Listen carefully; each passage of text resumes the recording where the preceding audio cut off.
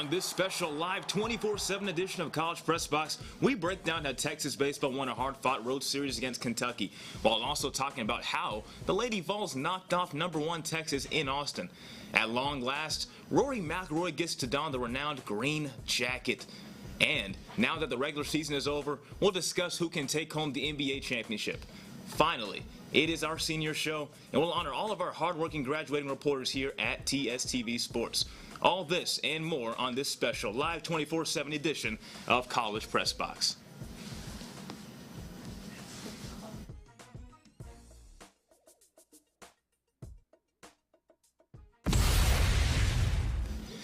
Good evening and welcome inside the Hearst Student Media Studio to this special episode of College Press Box. I'm Joseph Duffy, hosting with Debanny Cerda. Before we get started, we want to remind you that College Press Box is brought to you by Cap Metro, Austin's transit system. We connect you to work, school, and everywhere in between. Plan your ride to this weekend's game at capmetro.org. And as previously stated, Texas Student Television is still involved with the 24/7 Horn Raiser. If you would be so kind, please donate with the link in the description or scan the code on the screen. And thank you in advance.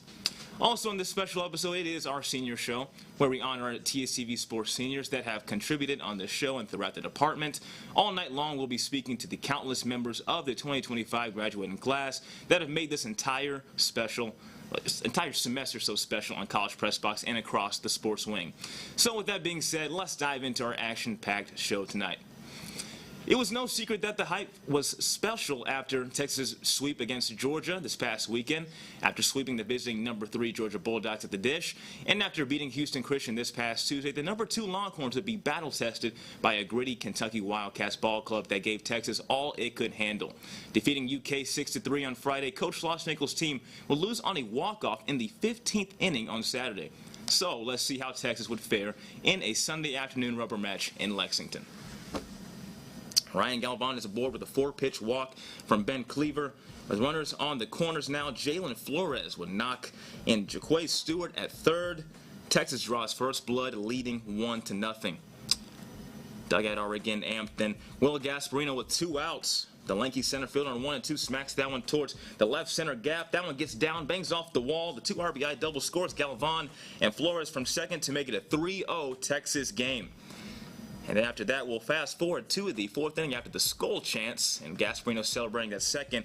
Ruger Riojas will be today's starter, or Sunday starter rather, against the Wildcats. He would give up his first run of the game in the 4th, and that would cause Kentucky to finally be on the board. It's a 3-1 ball game. Surrounding that to Caius Gargan. Then moving to the 6th, Evan Byers in relief on the mound. Going against Tommy Farmer would score another run for Texas to get that run back. Gasparino scores around the corner. Then moving to the 6th right here. Of course, that one gets down in the corner for the Wildcats.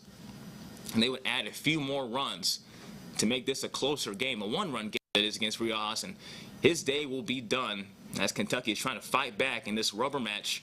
And then against Evan Byers here in relief at the mound. That one's going to be across the diamond in time.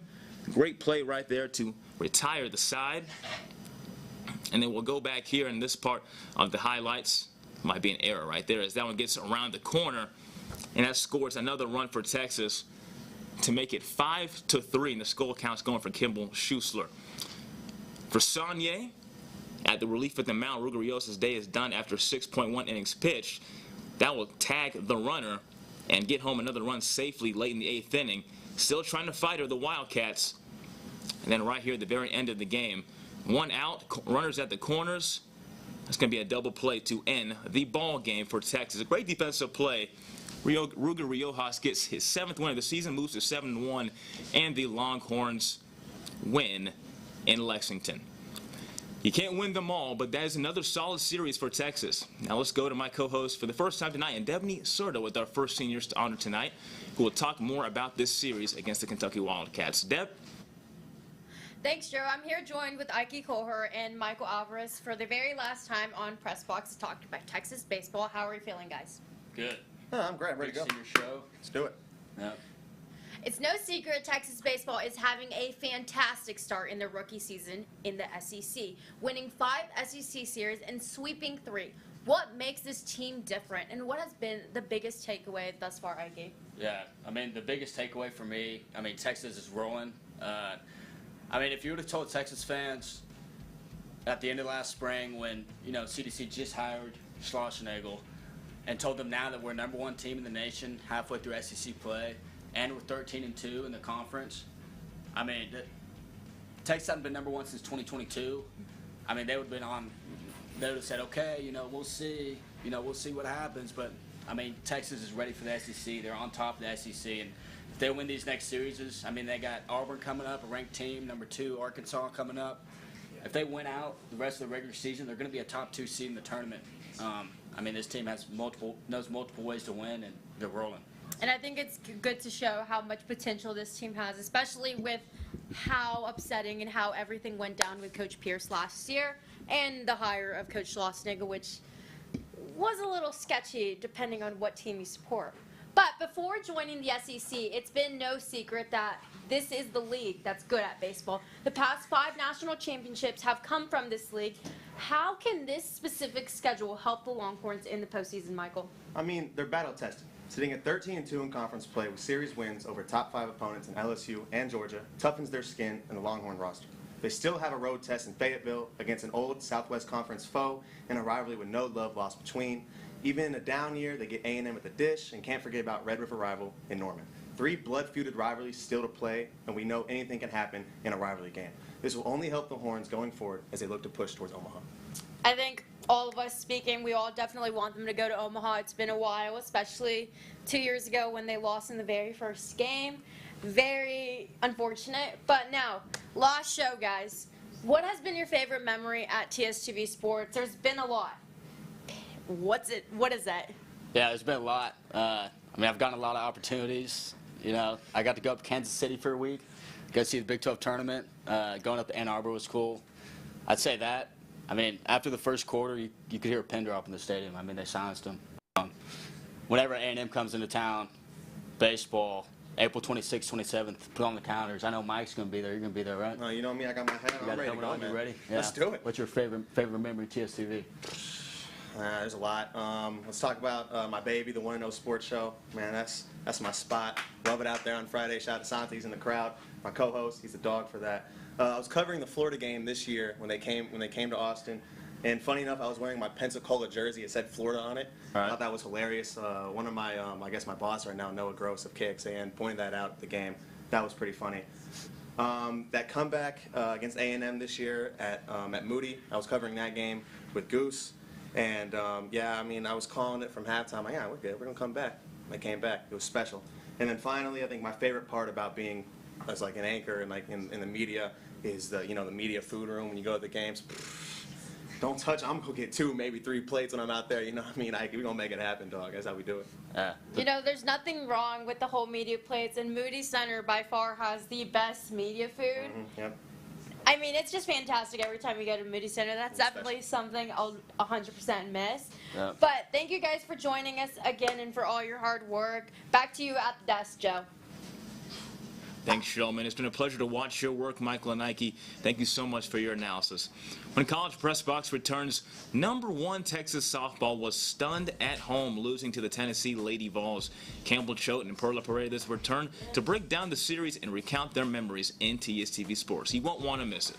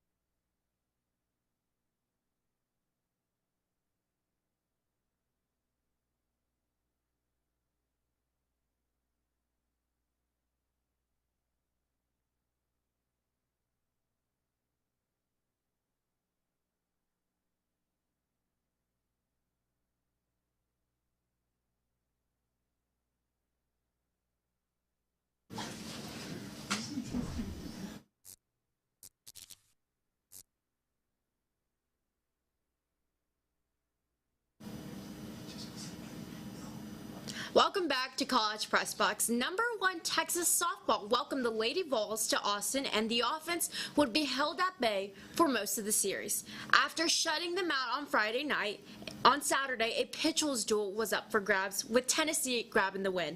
Let's take a look at how the rubber match went.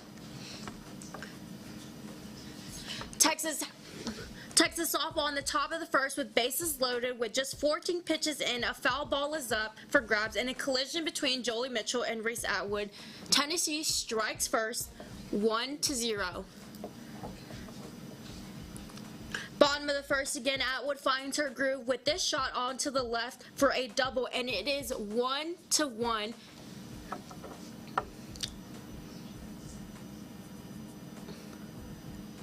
Tennessee's Paler Pennant hits the ball on the same spot just over Katie Stewart's head. The runner on second is safe, making it the second hit of the day for the Lady Vols in the top of the third. On the next at bat, you can see a hit over on the left.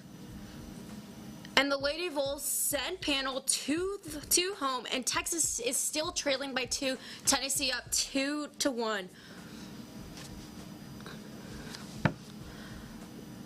Top of the fifth, a ball right up the middle gets runners on first and second, and Sitlali comes up to Gutierrez, and she in for Kavan with 2 on bases. A sacrifice fly ball. A sacrifice fly ball right here as Sitlali comes in for Kavan, but they still send Kenzie Fiedler home to remain, and the base runner at the bag is called out, but Tennessee still finds a way to score, and it's 3-1. Tennessee takes the series from the number 1 Texas softball at McCombs Field.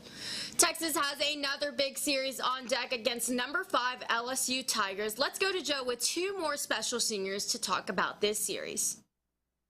Thanks, Debanny. I'm with Campbell, Choate, and TSTV softball reporter Perla Paredes. Welcome to the senior show.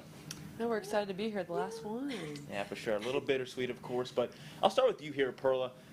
How did pitching define the outcome of this battle of the UTs, if you will? Yeah, in this matchup, I think it was always going to come down to the pitching. In Game 1, you had Texas ace Tegan Kavan with 8 strikeouts and 2 hits. Kavan took a no-hitter into the 6th, surrendering a leadoff single to center field. The sophomore mentioned post-game that she felt like she wasn't in control with shaky command, in which she gave up 5 walks, which is rare for her. But being able to rely on her defense was key for her to complete a game shutout.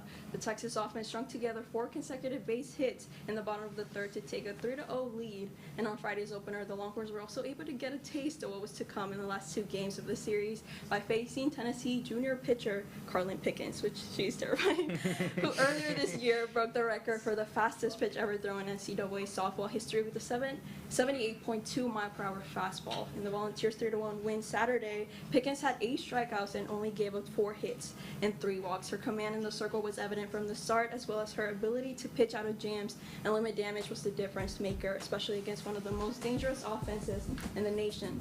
Texas head coach Mike White mentioned post-game how the match was decided by inches, and as a missed pitch location by Mac Morgan led to a 2-run homer, and despite strong relief pitching from Sitlali Gutierrez, a crucial overturned steal, missed scoring chance led to the Longhorns' loss on Saturday.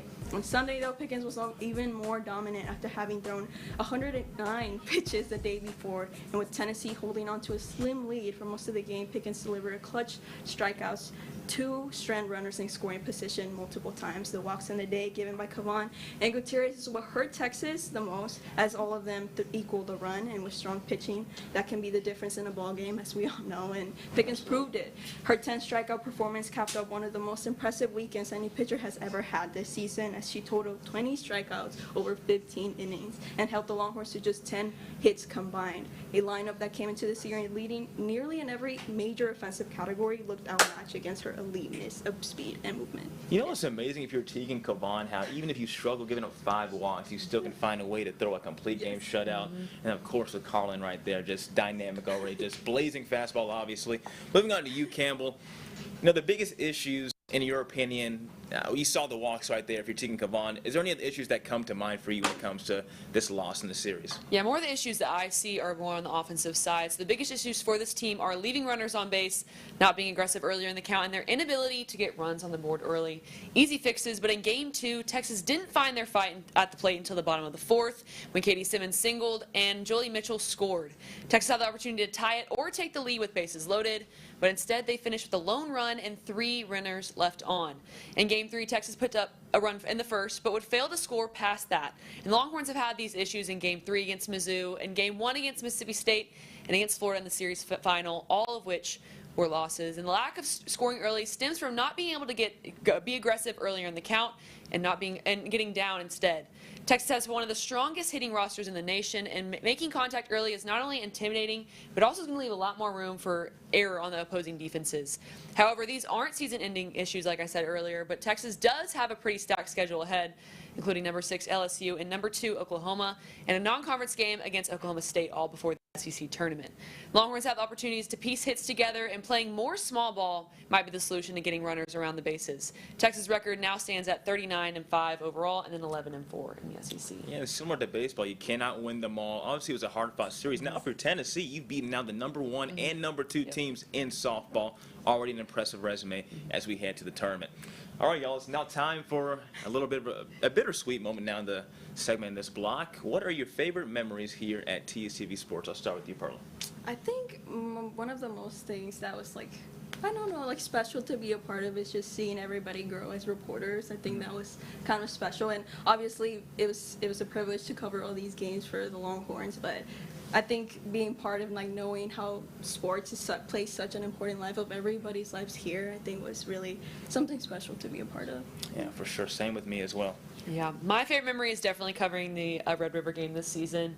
I was lucky enough to film the entire game on the field, and I was on the Oklahoma end zone, which there was not a single Texas touchdown in the end zone, but it was so cool to have the silence behind you and then just be able to watch the Texas side just get so rowdy. But yeah, that's definitely my favorite memory so far. And I've had the opportunity to cover, well, not cover, only cover one Red River game, attend 2 total, even being from DFW, never really attended before then. But I've now seen 2 blowouts, not a competitive game, but to know that I got to see a blowout like that, especially this past season, only in 1 end zone, it was a treat, of course. So great stories, y'all, and thank you so much for your work these past few years. You've been incredible. Back to you, Deb. Thank you for that, Perla and Campbell. When College Press Box returns, we'll talk about the most prestigious golf tournament in the world, the Masters. That just concluded on Sunday. We'll break down the best and the worst with Robert Gonslin and Ryan Swantkowski. Don't go anywhere. We'll be right back.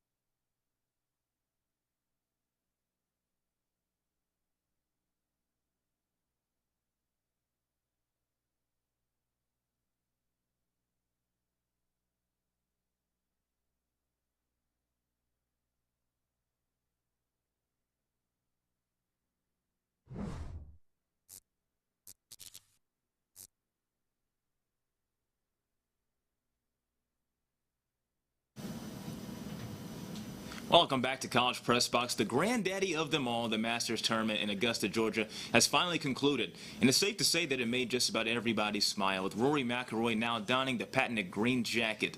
For more, I'll swing it back to Deb. Thanks, Joe. I'm joined with Robert and Ryan for their very last time here on College Press Box. How are we feeling, guys? Feeling bittersweet. It's sad it's coming to an end. Yeah, took the words right out of my mouth. Bittersweet.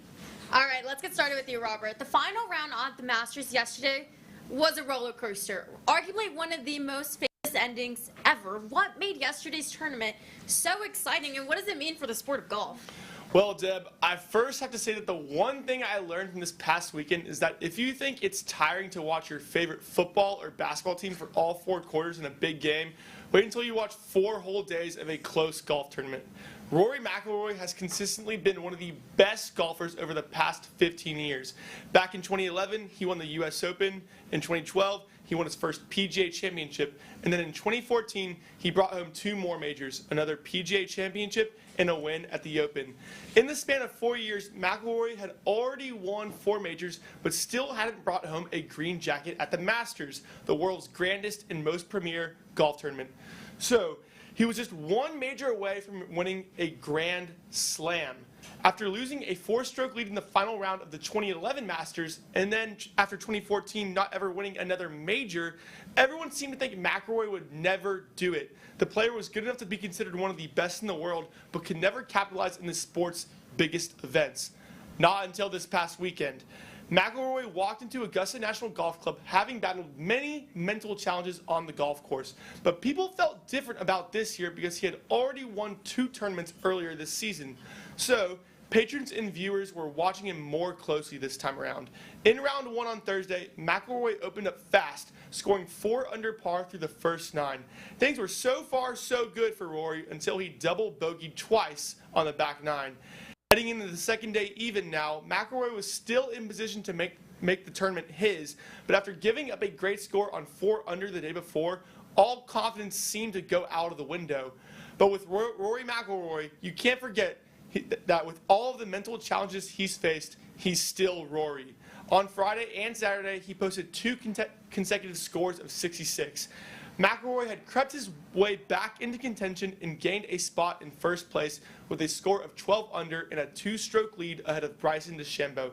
The final round on Sunday now became a rematch of last summer's U.S. Open. After double bogeying in the first round, McIlroy had given up the lead and even trailed by a stroke. But after a few of his own birdies and some shaky putting from DeChambeau, McIlroy had eventually gained a comfortable 4-stroke lead. The entire tournament seemed to be finally won by Rory, but the unthinkable would need to happen if anyone else were to win. Well, on hole 13 on Amen Corner, McIlroy got a tough bounce and landed his ball right in the water and double bogeyed. Then he bogeyed the next hole. Meanwhile, Justin Rose, who led the tournament through the first 2 days, birdied on hole 15. So now we had co-leaders at 10 under par on the final day. The 2 would go on to either birdie or bogey a few of their final holes. And when McIlroy had the chance to seal his most coveted victory on hole 18, he missed a short putt that tied him back with Justin Rose and sent the Masters into a sudden death playoff for the first time in 8 years. Now, Justin Rose landed his second shot just feet from the hole. So just when you might have thought McIlroy's luck couldn't get any better than Rose's, he landed his shot even closer to the pin. The chance to seal a victory at Augusta National was back in McIlroy's reach. A missed putt by Rose forced him to par, and that gave Rory the chance to birdie. And what do you know? All of those mental challenges and emotions went right away as Rory sunk a 3-foot putt to don his first ever Masters victory. So many times he has come up short, but for the first time in over a decade, the former prodigy overcame all doubt and was back on top of the golf world again.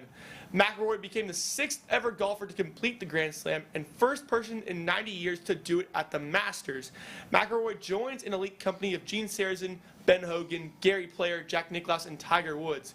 Now with the biggest burden off of his shoulders, he can now play at his favorite tournament for life, what's even more interesting and exciting now after having overcome these mental challenges is he puts himself in a prime position to possibly take home the other 3 majors that are left to play this year. This year's Masters was one for all time, and with a storyline like Rory McIlroy's, I don't know how anyone wouldn't want to watch what could happen at next year's Masters. Great analysis. I think you pretty much recapped all 4 days and just kind of went through all the emotions up and down. I know Robert was probably fighting for his life in the living room, as we heard all in the chats.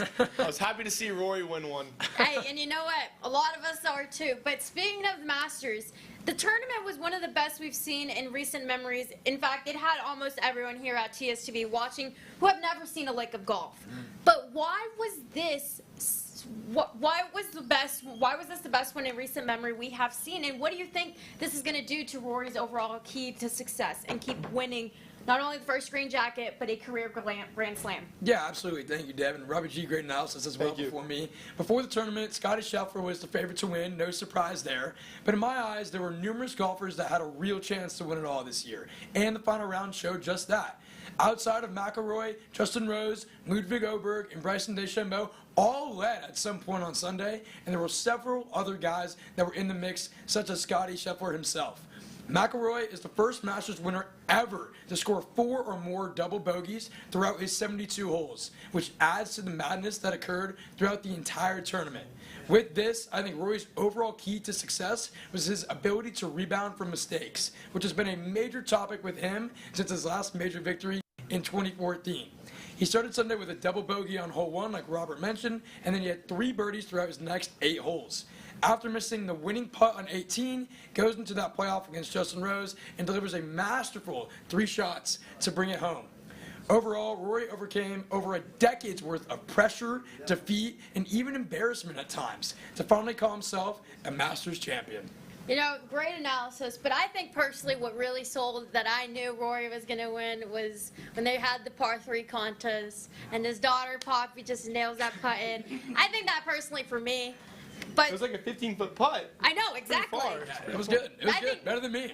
Yeah, I think that's better than me. Way better than me. I think that's what sealed it. But now we go to the little bittersweet ending of this block. We've got a lot of memories here, especially you two being former College Crossfire hosts and current Crossfire hosts. But there has to be one that sticks out. Yeah, so it's really hard to choose from, Deb, but I've made so many memories and friends at TSTV that's hard to pick just one. But I think a few that stand out to me the most are all my memories with Crossfire, going to Atlanta to cover the Peach Bowl and that double overtime thriller, as you could see right there. And then just having everyone together at Jason Conander's house last year for the 2024 NFL Draft Watch Party. That was pretty fun. Ryan? Absolutely. The draft party was awesome. Being able to host Crossfire and then give it to Robert right here was a great memory of mine. Covering the Dell match play here 2 years ago, the Big 12 conference over the summer back when UT was still in the Big 12, and the Sugar Bowl, of course, not this previous season, but the year before. Was amazing. Overall, favorite memories, though, are post-show meetings outside when everybody's just chatting it up and talking about whatever, usually just joking around. Those are my favorite memories I'll take with me for forever. Yeah, no, a lot of memories are made here. I'm excited to see what you guys do in the next chapter of life. But we got about a month left till graduation, so we'll figure it out. Anyways, but thank you for you both. It was always a great trip down memory lane. Back to you, Joe, at the desk. All right, thank you both, Ryan and Robert, for your valuable analysis and work here in the sports wing. When we return to College Press Box, the regular season has finally concluded in the association, and we'll preview the NBA playoffs with Aram, Vela, and Justin Goosman. Don't go anywhere. College Press Box will be right back.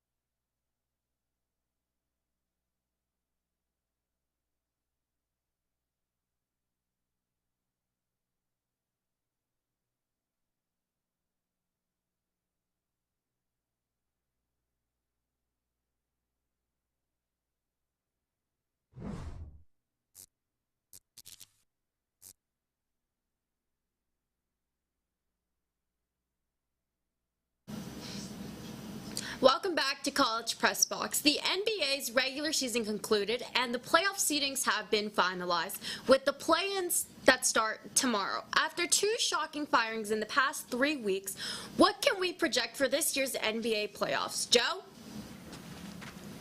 Thanks, Deb. I'm with Aram, Vela, and Justin Goosman, two more seniors in the NBA segment. How are you doing, gentlemen? Doing great. Excited to be here. Excited to run it back one last time. Always happy to be on one last time. All right, Justin, I'll start with you now. It's been a historic MVP race.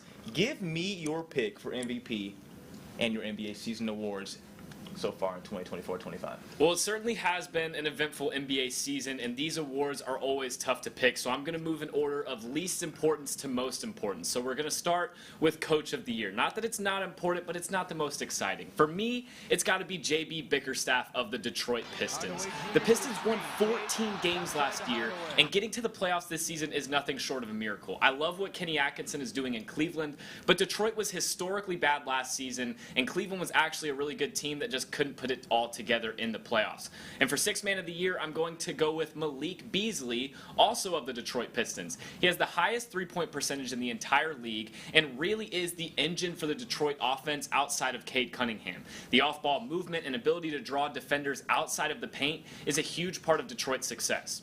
Now for Rookie of the Year, it's got to be Stephon Castle, in my opinion. Averaging just under 15 points per game on the season and 18 since the All-Star break, Castle has been electric. It's unfortunate Wemby went down and we couldn't see them push for the postseason, but Castle has still kept the Spurs competitive in games, and his play has been incredibly strong to close the season. Now, most improved player is probably going to be Cade Cunningham, but first overall picks are supposed to improve, so I would give it to Dyson Daniels. The NBA steals leader has jumped off the screen in every defensive category, and he's increased his efficiency in every area. He's going to be a force for years to come, and I would give him the award. But for Defensive Player of the Year, I'm going to go with Draymond Green. He has the better advanced stats than Evan Mobley and plays in a front court essentially by himself. Mobley has another line of defense with him in the front court with Jarrett Allen, while Draymond doesn't. His ability to defend 1 through 5 is unmatched, and the fact that Golden State is still top 10 in defensive rating honestly is insane. Not only that, they hold opponents to the second least amount of points in the paint, where Draymond lurks all game. So for me, it's got to be Draymond Green. And finally, for the MVP. I said it should have been SGA last year, but this year it has to go to Shai Gilgeous-Alexander. We're watching the second best guard season of the last decade, right behind 2016 Steph Curry. Nikola Jokic is phenomenal, but their offensive loads are similar, and Shai has led his team to the #1 seed in one of the most competitive Western conferences of all time. 32, 6, and 5 on just below 50, 40, 90 on the youngest team in the NBA, lacking experience at every position and finishing with 68 wins. That, folks, is the definition of most valuable. Yeah, great answers for all that. Specifically, J.B. Bickerstaff. He's an interesting case at head coach. He's now been in a few stops, especially in Cleveland the past few years. He knows how to unlock that potential with his young rosters. Can he get to the Eastern Conference Finals with the Cavaliers? I don't know about that. But clearly he has improved his Detroit Pistons roster, and I'm loving every minute of it. Aaron will go on to this side right here. There's one final honor we need to discuss, the prestigious All-NBA teams. So let me ask you this. Who's earned a spot on your All-NBA first team? So yeah, Joe, obviously starting out with the obvious, you have to pick Goose's pick for MVP on the list. SGA, Shai Gilgeous-Alexander. You know, say you want about how the way this guy scores and how he's possibly the greatest foul baiter we've seen since prime James Harden, and how he needs 30 shots and 15 free throw attempts to reach his 32 points per game limit. He's still the best player on the best team in the NBA. And now, not to get blasphemous or to ruffle any feathers by saying this, but numbers-wise, the season SGA is having is comparable to a certain player who also led the best team in the league history back in 1995-96. And that's right, I'm talking about the second greatest player in NBA history, Michael Jordan. And that season, he averaged 36 and 4. In that season, he was just as good a defender as he was a scorer. Now, I'm not saying that SGA is the Defensive Player of the Year candidate. Well, you could probably make that argument too. I'm not even saying that the Thunder are going to win the championship this year, but he's averaging 32, 6, and 5 on the year on the best team in the league, and that, for me, makes him a lock for All-NBA first team. Now, second, you have to go, and in my opinion, the real most valuable player in the NBA, Nikola Jokic. This year, he averaged a triple-double, 29, 12, and 10, to become just the third ever player to average a triple-double in the season, joining his current teammate Russell Westbrook and Hall of Famer Oscar Robertson. And as a bandwagon Lakers fan myself, this man has given me my fair share of night terrors over the past 2 to 3 years, but I'll give him his flowers. He's the only factor keeping the Nuggets from being a bottom feeder in the West and maybe even in the league. The Nuggets' net rating is plus 5.1 with the Joker and a pathetic minus 4.5 without him, and he had the highest player efficiency rating in league history a couple years ago at 32.9, and this year he's operating at a similar value at 32.2. Believe me, nothing makes me happier to see Michael Malone jobless and the Nuggets struggling, but Nikola Jokic is cementing himself as a top 3 center of all time, and he will get a spot here on the All-NBA first team. And as long as we're on the topic of foreign superstars and small market teams with dysfunctional front offices and terrible rosters structured around them, the third spot has to be Giannis Antetokounmpo, the Greek freak. And in my opinion, Jokic is currently in his Miami LeBron era, where he should win MVP every year. You could make the argument, but voter fatigue will prevent that from happening. And not too long ago, people forget Giannis was in the same boat. Him and Jokic are more similar than many of us realize. They both won a championship in the small market homegrown team that drafted them, just for the front office to do nothing but surround them with a mid-roster and maximize their primes. Nonetheless, he's a perennial MVP and Defensive Player of the Year. That's what separates him from the Joker. Year in and year out, a walking 30, 15, and 5, he gets a spot. So I think now we have to go to the three-point king of the NBA this year. I'm not talking about Steph Curry. I'm talking about Anthony Edwards. I remember after last year's postseason run, people were praising Ant as the next coming of MJ and maybe even his long-lost son. When the hype died down, people tried to call him an overrated because he's just the marketable face of the league. But Ant responded to the critics this season, posting his best season yet, 27, 5, and 4, while shooting 40% from 3 at 10 attempts per game. That's Steph Curry level numbers, in my opinion. It seems maybe Michael Jordan's genes are kicking in, who knows. And if he's doing this at 23, the sky's the limit for him. And, well, the last spot, a lot of people like to hate on this guy, but I think you have to go with Jason Tatum. It's not a flashy pick, but it's a safe one. He's the best player on the defending champions, and, well, people do love to hate on Jason Tatum a lot. And to be honest, I really don't understand why. I'm a Duke guy, but I get not a lot of people like Duke. Not a lot of people like the Celtics. He's a little cringe at times, but he's everything you want your modern superstar NBA wing to be, despite the playoff choking. He doesn't have that killer mentality like his idol Kobe Bryant, who he probably loves more than his son Deuce. But Jason Tatum has established himself as a regular All-NBA talent, in my opinion. Well, I tell you what, I don't understand the hate from Jason Tatum either. I get, like, you say he may be cringe, but, I mean, he won a championship. He's a good guy, all-around good guy. All right, fellas, how do you see the playoff bracket shaping up? Justin, I'll start with you. Well, Joe, I think this year we're in for one of the best NBA playoffs in recent memory, but let's start with the 1-8 matchup in the West. The play-in could affect it, but I think it's going to be Memphis versus OKC in round 1, which OKC will win in 5 games. The Thunder have too much talent, and Memphis has not been themselves all year. So moving on to the 4-5 matchup in the West, it kind of feels like a trap series for the Nuggets, who just fired their coach and GM. The Clippers are red hot coming off a victory against the Golden State Warriors. And they've built, in my opinion, the Nuggets have built a flimsy roster around the best player in the world. Jokic will probably average a 40-point triple-double this series and extend it to 7 games, but in my opinion, there's too many internal and psychological issues to overcome for the Nuggets, Clippers, in 7. The most fun first-round matchup, in my opinion, has to be Lakers versus Timberwolves. I think Anthony Edwards by himself wins a couple games, but Luka and LeBron will simply be too much. I have the Lakers in 6 games because Rudy Gobert is known to get killed by Luka in the pick and roll, and this year I just don't see that being any different. Okay, now this is going to be controversial, but the 2-7 matchup in the West, the inexperienced Rockets are going to face off against the Golden State Warriors. I think this series can follow the likes of the 23 2-7 matchup, Grizzlies-Lakers. The Warriors struggled early on in the season, but they made a trade to save their season, kind of like the Lakers did back then in that season. So they've been one of the better teams in basketball since then.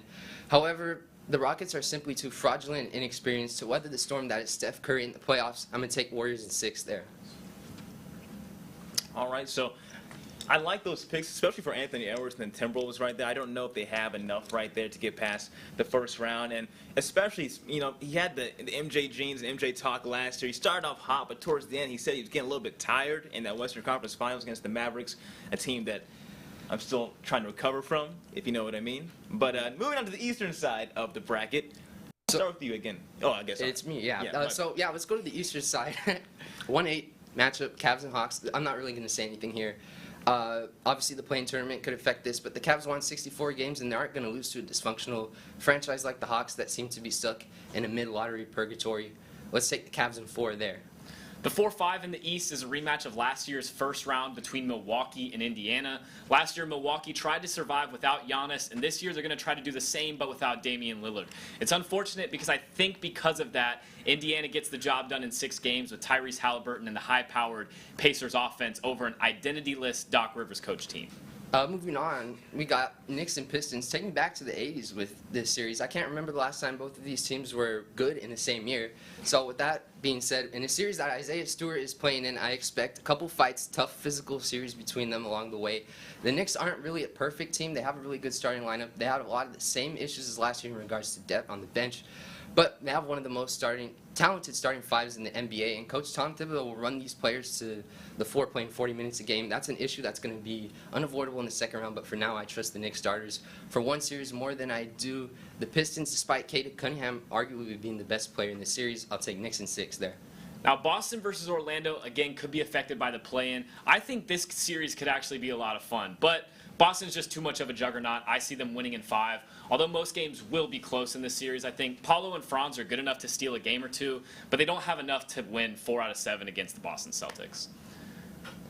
So Boston has been back to their normal selves after some minor struggles throughout the season, and they're fully healthy, but the best team in basketball, got to go Boston. Well, did we just do Boston? Okay, that's my fault. Let's go back to the Western Conference. Sorry about that. Let's go back to the Western Conference for round 2. The Thunder are going to be taking on the Clippers, and what would be the cinema, especially if Kawhi is healthy. But OKC is just too much of a buzzsaw, and I expect to see Harden struggle per usual in the playoffs. Because of Oklahoma City's depth and Shai Gilgeous-Alexander being the guard that he is, I think LA will struggle to defend, and I think that OKC are going to take this one home in 6 games. The matchup between the two biggest brands that Adam Silver and his marketing team were salivating at will end up happening in the second round. Lakers-Warriors, another chapter in the LeBron-Curry rivalry. The Warriors have been a top 5 team in the league since acquiring Jimmy Butler, but the Lakers don't have to play big in order to beat you. Steph is still the heart of the Warriors' offense. He will see a lot of Jared Vanderbilt and Gabe Vincent, as well as DFS thrown at him.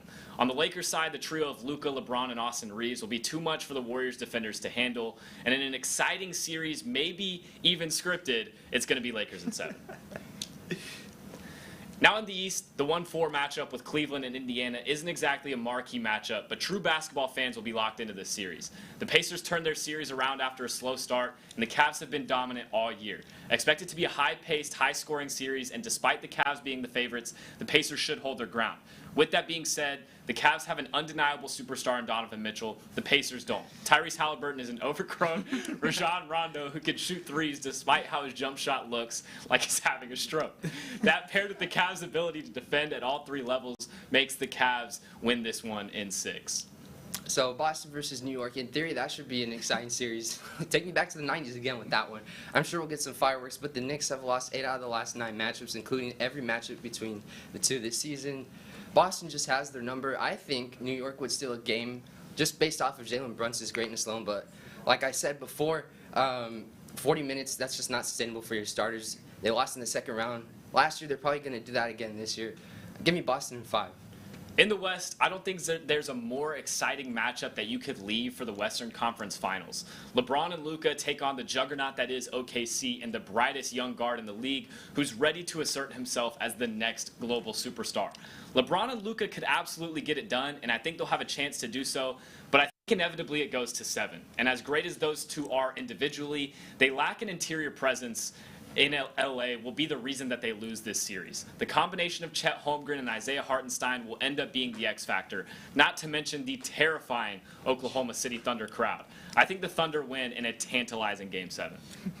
Moving over to the Eastern Conference Finals, we always thought it was going to be against these two teams in the Cavs and the Celtics. I don't think any other Eastern Conference teams can challenge them during the playoffs, but they both were sort of on a cruise control, to say, throughout the regular season, and the whole world is going to be cheering for the Cavs to take down the Celtics, the defending champions, and prevent them from a chance to earn their 19th banner. The Cavs' metrics and numbers in the regular season say that they were a better team this year, and they're a juggernaut in their own right, but the Celtics, they're just a different kind of monster come the playoffs. Even with the down year by Jaylen Brown and Kristaps Porzingis' usual injury bug, this team, when locked in, can and will beat any team in the association, and the Cavs haven't really been in this situation with deep playoff success since the second LeBron era, and the only player on their team with finals experience is Max Strus.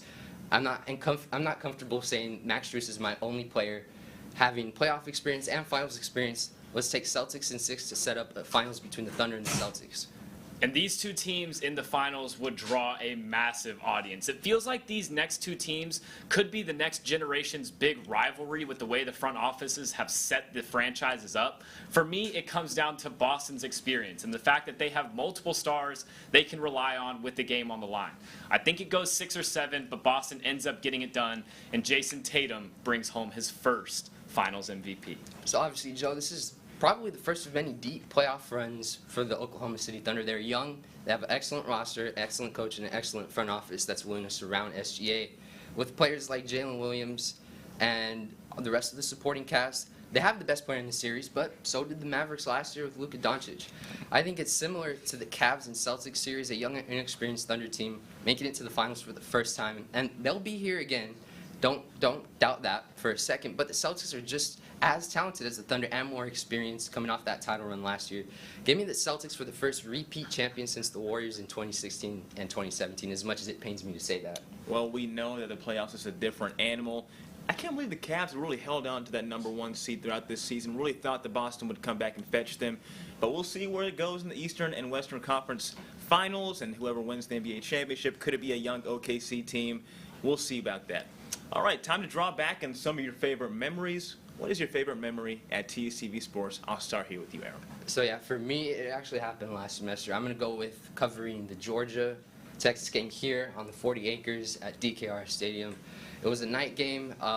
It's just everything from the atmosphere to the people that were there. Seeing Matthew McConaughey in person, seeing Kevin Durant in person, it being at night. Like I said, it really just captured, the fanfare, school pride, what it really meant to be a Longhorn, in my opinion. It's something I'm never going to forget. And, I wish I could remember everything from that night, because unfortunately I was on that side where they were throwing water bottles, hit me in the head. So I can't, some of it's a little fuzzy for me. But from what I can remember, on a real note, I'm never going to forget it. I'm glad to have that opportunity, and I wouldn't have had it if I wouldn't have joined TSTV Sports. What an all-day affair that game was. I wish I could relive it again. How about you, Justin? Covering games is what everyone loves, and don't get me wrong, I love that too, but I think for me it was all the little things about the organization. Going to grab a bite after a show with a group, going to games as fans, having all your best friends in the same area, collaborating on shows week in and week out. I think all of those little things are going to be what I carry with me forever. Covering big-time games is the job, but getting to do it with your best friends is a rare occurrence in the industry, and I'm incredibly thankful and grateful that I got to experience the Texas football renaissance with great people here at TSTV Sports. Oh, likewise, Justin. Thank you so much for your work, gentlemen. A great NBA segment. Can't wait for the NBA playoffs. It's been an honor to work with the both of you, and I'll go back to the desk with Debanny. Thank you guys all for that. When College Press Box returns, we'll look ahead at this week in Longhorn sports, and then we'll have a final broadcast with our senior video for our 2025 graduating class. You may have to grab some tissues with some of these great memories and seniors. Don't go anywhere. College Press Box will be right back.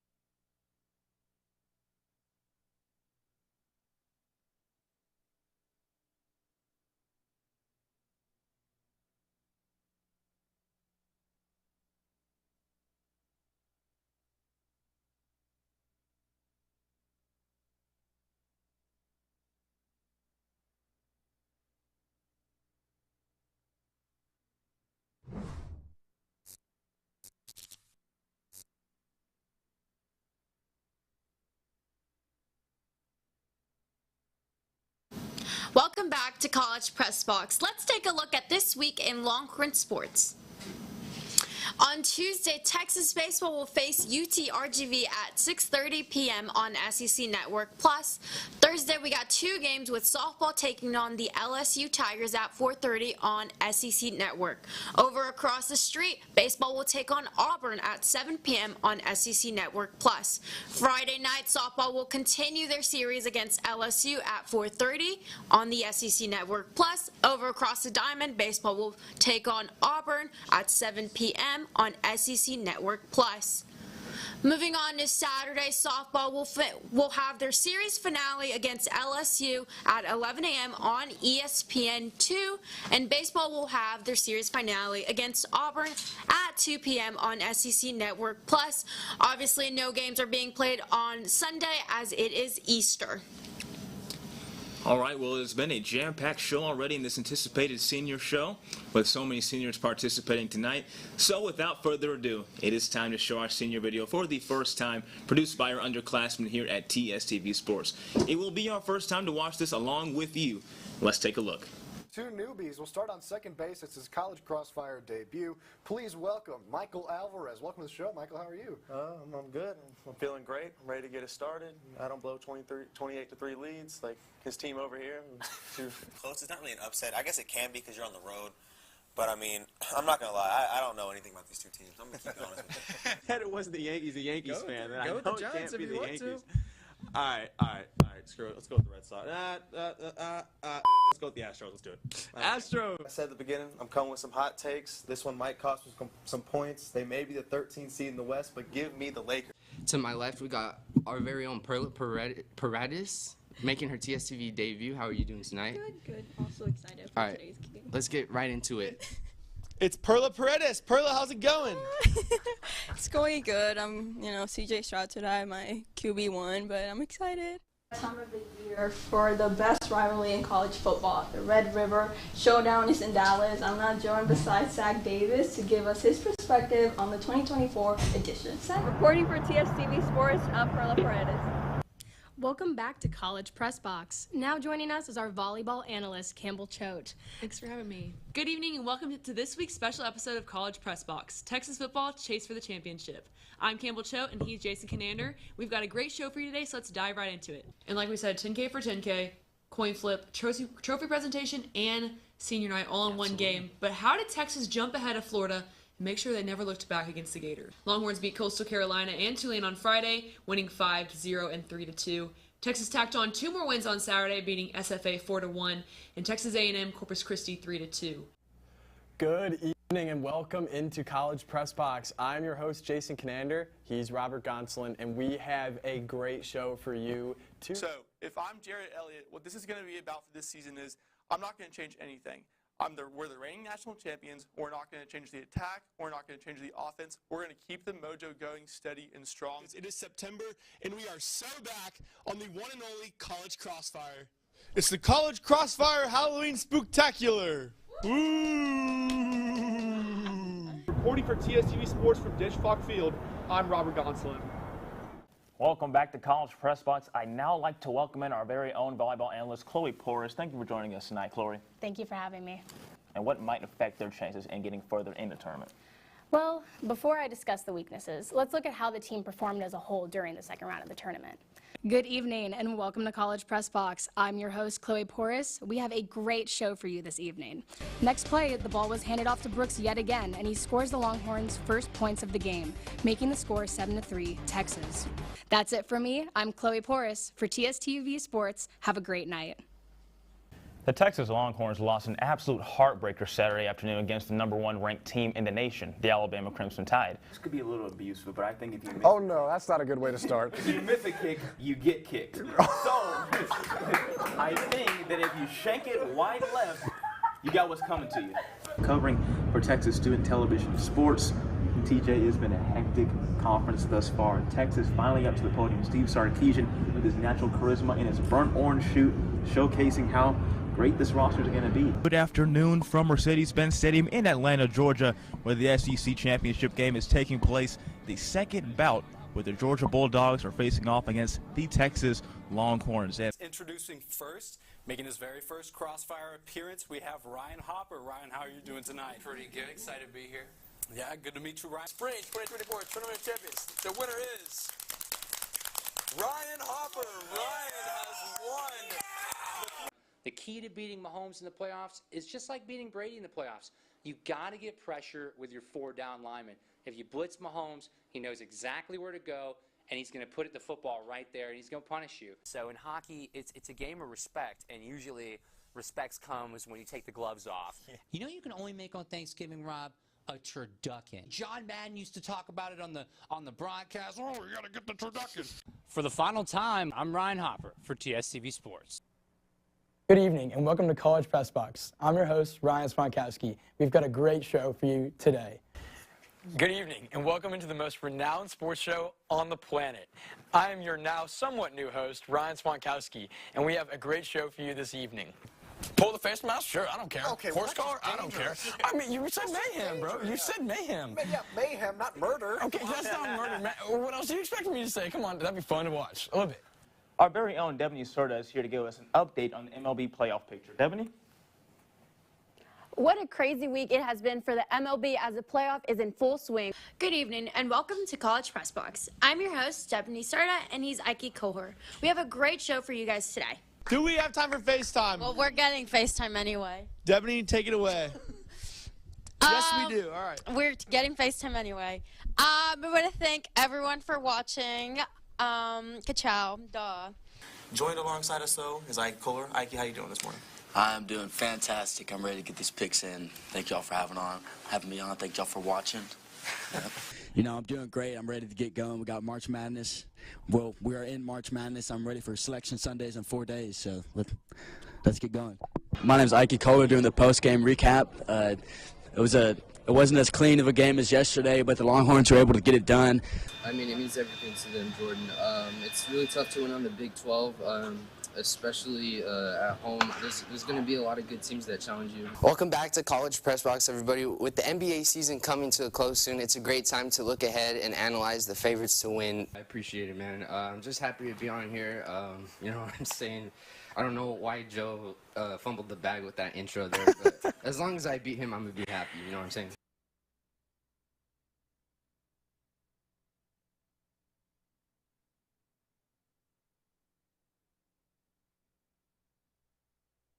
Wow, wow, wow. I mean, what a great video. Thank you so much to our underclassmen. I mean, it's just been a journey to be in the TSTV Sports these past 3 years for myself. If we want to give our memories, go ahead. We'll start with you, Deb. I mean, there's definitely a lot of memories. I mean, I've shared press boxes with all you guys. I've shared a lot of memories, whether it's like late moments here or just like even if it's a quick text. But I would say probably covering the Red River with Campbell, or probably covering UTSA with Ryan Hopper, where I got to ask Arch Manning about a 67-yard touchdown. It was the very first one. I mean, I got that question, and I got a follow-up, so it was like the very first time like Arch Manning got FaceTime with the media, so I feel like that was pretty cool. That blew up on Twitter. So that was cool. Yeah, and for me, I got to go with the Alabama game in 2022. I mean, if you were there, I mean, you can hardly just describe how like impactful it was for the university, and what it meant for someone like me who'd never been to a big-time college football game, even though I grew up as a Longhorn fan in North Texas my whole life. Just going to that game, it was an all-day affair, of course, as you see with games we've had this past season. TCU also later on that season, but Alabama, 11 a.m., had to get there about 5 or 6 a.m. Long line, and went all the way down the street back when they didn't really care about the ticketing as much as they do now. You could literally sneak in there if you wanted to, if you just wore burnt orange. And I was just so glad I got to be there. I got to see, you know, Alabama and Nick Saban in his final few seasons. Wish we could have won, but it was a great experience nonetheless. So thank you all for your effort here at TSTV Sports this entire academic year. Y'all have all been amazing. You've made a tremendous impact on my life. And thank you also to Debanny Cerda for being an amazing assistant producer for College Press Box on this show the entire year. And so we invite you to donate to Hornraiser as we're still in our week-long Hornraiser 24/7 stream. Give us money. You can scan the QR code below or click the link in the description. Please follow or subscribe to our accounts at The Sports Wing on YouTube, TikTok, X, or Twitter, and Instagram, where we have plenty of content and coverage for you. Be on the lookout for our sister shows with College Crossfire airing its senior show this Wednesday at 9 p.m. And then, of course, the One and Know Sports Show airing Friday mornings at 11 a.m.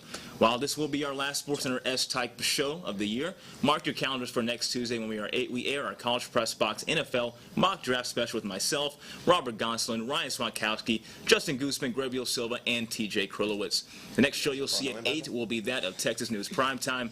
And finally, thank you to our graduating senior analysts one more time, our underclassmen holding it down in master control, our wonderful assistant producer, and Debanny Cerda, who has been amazing all year, and all of our reporters here in TSTV Sports. It has been an honor to be the executive producer of this show, and this show quite literally couldn't have been done without your hard work.